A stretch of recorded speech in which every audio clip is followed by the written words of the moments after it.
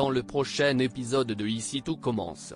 Tandis que le corbeau envoie un message audio de Noémie, Louis se pose des questions. En parallèle, Elliot se moque d'Hortense. Attention, les paragraphes qui suivent contiennent des spoilers sur l'épisode d'Ici tout commence diffusé lundi soir sur TF1. Si vous ne voulez rien savoir, ne lisez pas ce qui suit. Lundi 9 novembre dans Ici tout commence. Le corbeau envoie un message audio de Noémie après avoir cauchemardé toute la nuit. Maxime raconte à Enzo les détails du drame survenu la veille.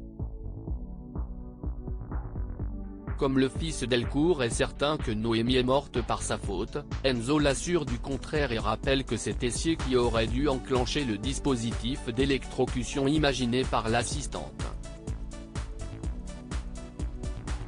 Plus tard, Maxime et Antoine sont à l'appartement de Noémie et rapportent aux gendarmes ce qu'il s'est passé. N'ayant pas encore déterminé si Noémie est parvenue à sortir seule de son domicile ou si quelqu'un a déplacé son corps, les autorités demandent aux deux témoins de respecter le secret de l'instruction. Afin de tirer cette histoire au clair, le gendarme en charge de l'affaire se rend à l'Institut pour interroger Tessier. Peu étonné d'apprendre que son assistante ait tenté de mettre fin à ses jours en raison de ses tendances suicidaires, le chef pâtissier reste toutefois convaincu que la jeune femme a survécu à sa mise en scène. Par la suite, Auguste prie Tessier de faire attention puis ajoute qu'il ne pourra rien faire pour lui si la situation venait à se compliquer. Lorsqu'Antoine débarque dans le bureau en se questionnant sur le sort qu'a connu Noémie, Auguste le somme de se remettre au travail et de dire aux élèves que l'assistante de Tessier a démissionné. Dans l'après-midi, les étudiants et les membres du personnel de l'Institut reçoivent un message du corbeau qui leur donne rendez-vous sur les réseaux sociaux à 17 h pour découvrir ce qui est réellement arrivé à Noémie. Compte tenu de ce nouvel élément, Antoine souhaiterait prévenir les autorités mais Auguste refuse de les embêter avec cela. Quand Rose cherche à comprendre ce que Tessier aurait pu faire pour que Noémie le piège, Auguste rétorque que dans le milieu de la cuisine il y a beaucoup de concurrence et que l'assistante a toujours vécu dans l'ombre d'Emmanuel. Persuadé que Noémie a voulu nuire au chef par jalousie, Auguste ordonne à Antoine de lui trouver un autre bras droit. À 17 h, Enzo, Anaïs et Maxime attendent ensemble que le corbeau se manifeste. Cette fois-ci, il s'agit d'un message audio de Noémie enregistré juste avant qu'elle ne se tue et dans lequel on peut entendre « Je suis entré à l'Institut en pensant vivre un rêve, Tessier en a fait un cauchemar. Vous pensez le connaître mais vous ne savez rien. Il ne me laisse pas le choix. Il n'y a plus d'issue alors je vous dis adieu. Je sais que Tessier paiera un jour. » Louis se pose des questions tandis qu'ils ouvrent leur cadeau. Louis reproche à sa femme de ne pas avoir voulu faire l'amour lors de leur nuit de noces. Mal à l'aise, Salomé déclare qu'elle était tout simplement fatiguée puis affirme qu'elle est très heureuse de s'être unie à lui. Peu après, Louis et Salomé travaillent en binôme sur une recette à base de poisson. Prise de nausée, Salomé quitte les cuisines pour prendre l'air. Au moment où Louis expose qu'il est important qu'elle apprenne à gérer ses états d'âme et que ce genre d'événement ne doit plus jamais se reproduire, Salomé se précipite pour aller vomir.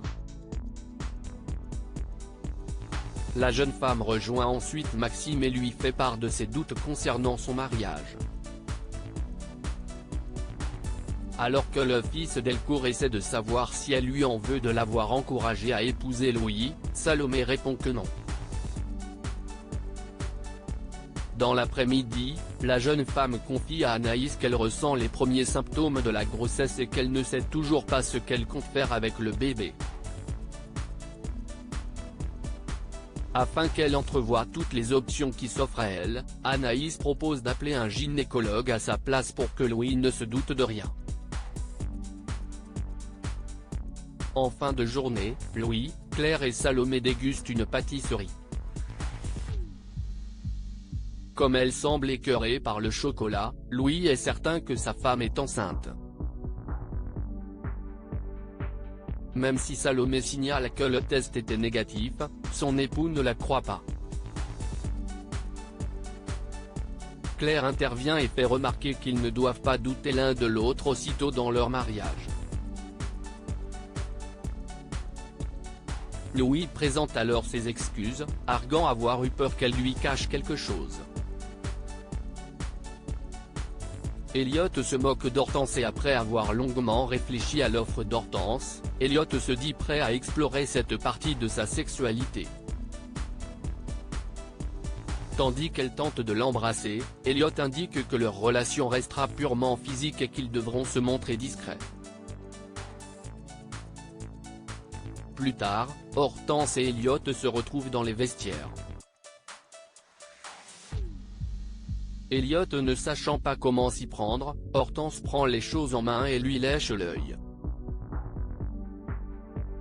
Perturbé par ce geste, Elliot s'en va précipitamment et raconte à Célia ce qu'il s'est passé. Son ami se met immédiatement à rire et Elliot se moque quant à lui ouvertement d'Hortense. Malheureusement, l'étudiante a tout entendu et retourne dans sa chambre profondément blessée. Elliot la rejoint et lui demande pardon. Malgré sa peur, il aimerait poursuivre son apprentissage sexuel à ses côtés. Hortense l'embrasse furtivement avant qu'Elliot ne le fasse avec passion.